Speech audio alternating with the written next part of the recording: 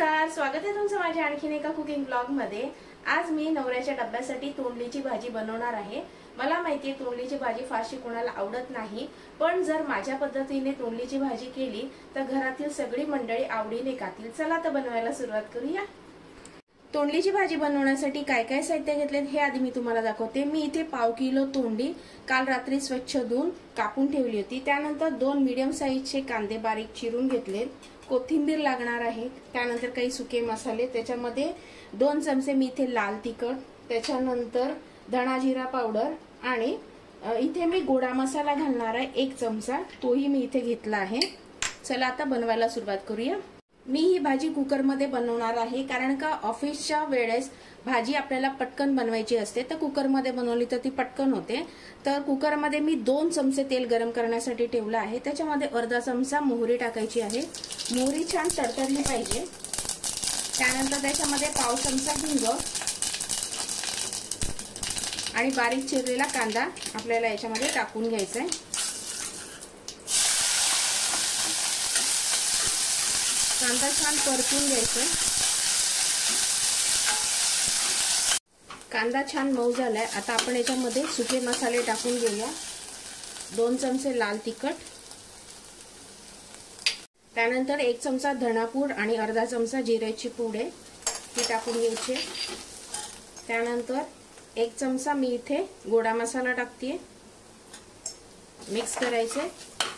मसाले करपू नयेत म्हणून मी इथे थोडंसं पाणी टाकते, एक 2 ते 3 चमचे। याच्यामध्ये चवीनुसार मीठ सुद्धा टाकून घ्या। मी हळद सुद्धा टाकली होती पाव चमचा। त्यानंतर थोडीशी कोथिंबीर आणि थोडंसं ओलं खोबरं टाकते मी, मिक्स करायचे। आणि पाव चमचा साखर टाकते। साखर टाकणं ऑप्शनल आहे, नाही टाकलं तरीही चालेल, पण साखर टाकल्याने भाजीला खूप छान चव येते। मिक्स करून घ्यायचे आणि ही जी तोंडली कापून ठेवली ती आपण याच्यामध्ये टाकून घ्यायची। तोंडली कापताना मी थोडंसं हाताला तेल लावलं होतं, कारण का तोंडली चिकट असते, त्यामुळे हात काळे होतात, म्हणून मी थोडंसं तेल लावून मी तोंडली कापून घेतली होती। आता मिक्स करायचे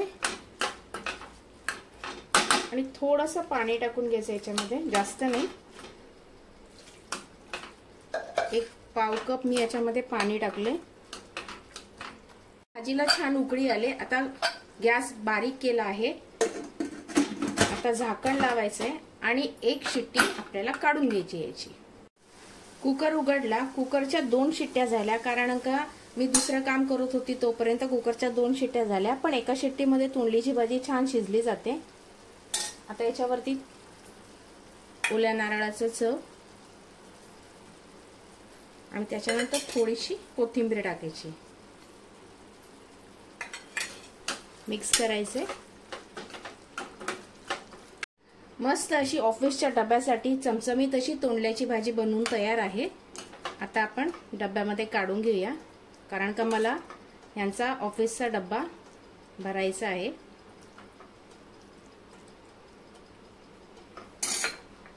चमचमीत अशी तोंडल्याची भाजी बनवून तयार आहे। ऑफिसचा डब्बा सुद्धा गेला।